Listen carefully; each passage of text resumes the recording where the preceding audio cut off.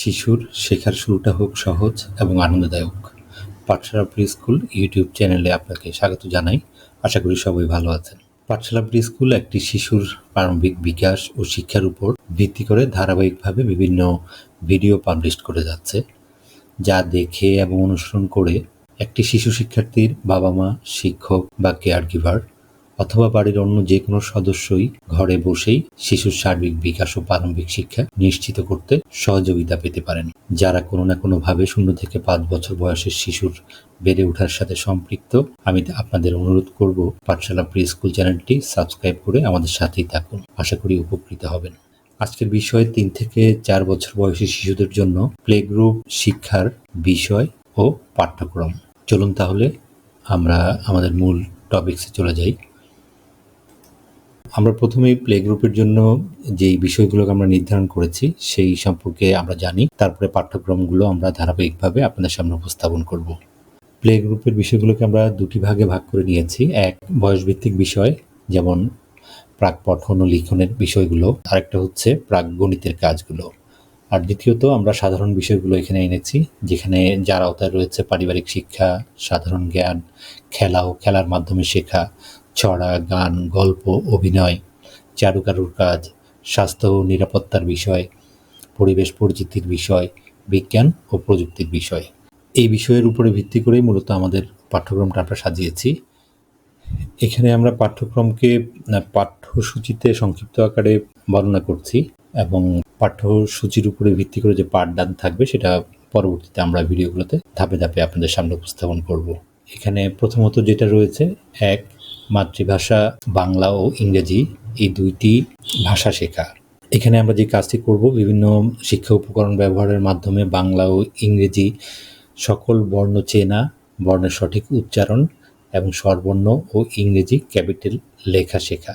এই ক্ষেত্রে আমি আপনাদেরকে একটা ইনফরমেশন দেই, যেটা হচ্ছে আমার এই চ্যানেলেই পূর্বে ভাষাভিত্তিক বিকাশের বিভিন্ন দিক এবং সমস্যা সমাধানের উপর আমার 8টি ভিডিও রয়েছে এবং সেটাকে ল্যাঙ্গুয়েজ ডেভেলপমেন্ট নামক একটি প্লে লিস্টে আমি সন্নিবেশিত করেছি। আমি সবাইকে অনুরোধ করব সেই প্লে লিস্টের যেসব ভিডিওগুলো রয়েছে সেগুলো একবার দেখে আসবেন। আশা করি আপনারা উপকৃত হবেন। 2 নম্বরে আমরা দেখছি বাংলা ও ইংরেজি সংখ্যা শেখা।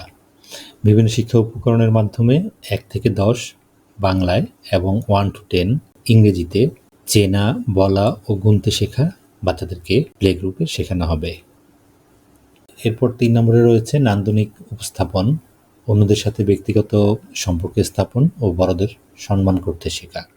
তারপর 4 নম্বরে রয়েছে কোনটা সঠিক নয় এবং নিজের ভালো মন্দ বুঝতে পারা। 5 নম্বরে রয়েছে পরিবার, শিক্ষক, বন্ধু ও স্কুলকে ভালোবাসতে শেখা।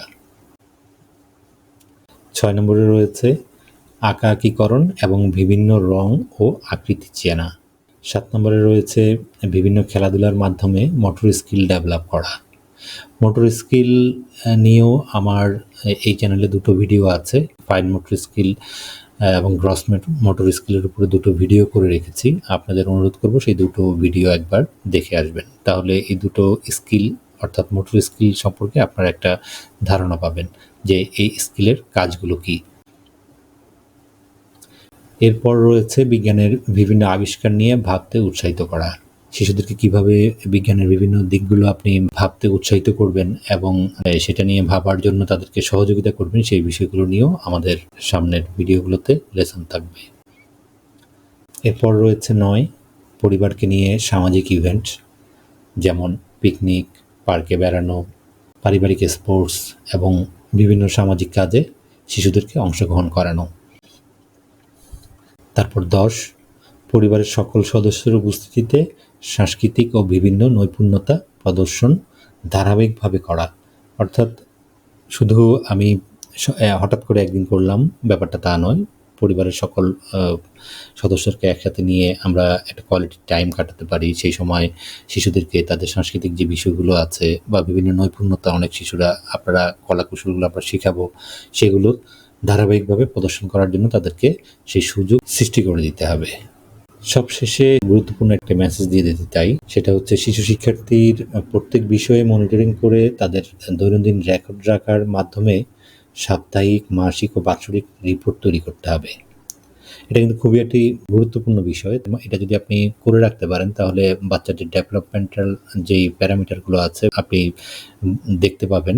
আমরা যেসব বিষয়গুলো নিয়ে সামনে লেসনগুলো দিব সেগুলো প্রতিটি বাচ্চার ডেভেলপ হচ্ছে কিনা সেটা আপনি এই গ্রাফটা দেখলে আপনি নিজেই বুঝতে পারবেন। কারণ এটা যদি আমরা নিশ্চিত যদি না করি তাহলে কিন্তু শিশুর যেই ডেভেলপমেন্ট সেটা কিন্তু হবে না। কারণ এই শিক্ষার সাথে কিন্তু শিশুর বিকাশেরও একটি ঘনিষ্ঠতা আছে এবং প্রতিটি শিক্ষার পিছনে কিন্তু তার ডেভেলপমেন্ট কাজ করবে। এছাড়াও প্রতিটি স্তরের প্রয়োজনীয় পদক্ষেপ নিয়ে পরবর্তী শ্রেণীর জন্য শিশুকে প্রস্তুত করতে হবে। অর্থাৎ এখানে বোঝানো হয়েছে ধরুন আপনারা সাপ্তাহিকভাবে কোনো একটি অ্যাচিভমেন্ট বাচ্চার হলো না, সেটার জন্য আপনাকে প্রয়োজনীয় পদক্ষেপ নিতে হবে। মাসে যে অ্যাচিভমেন্টগুলো হওয়ার প্রয়োজন সেটা হলো না, অথবা বার্ষিক যে অ্যাচিভমেন্টটা হওয়ার প্রয়োজন সেটাও হলো না। সেই ক্ষেত্রে আপনাকে প্রয়োজনীয় পদক্ষেপ নিতে হবে এবং পরবর্তী যে শ্রেণী রয়েছে সেই শ্রেণীর শিক্ষার জন্য বাচ্চাদেরকে প্রস্তুত করে দিতে হবে।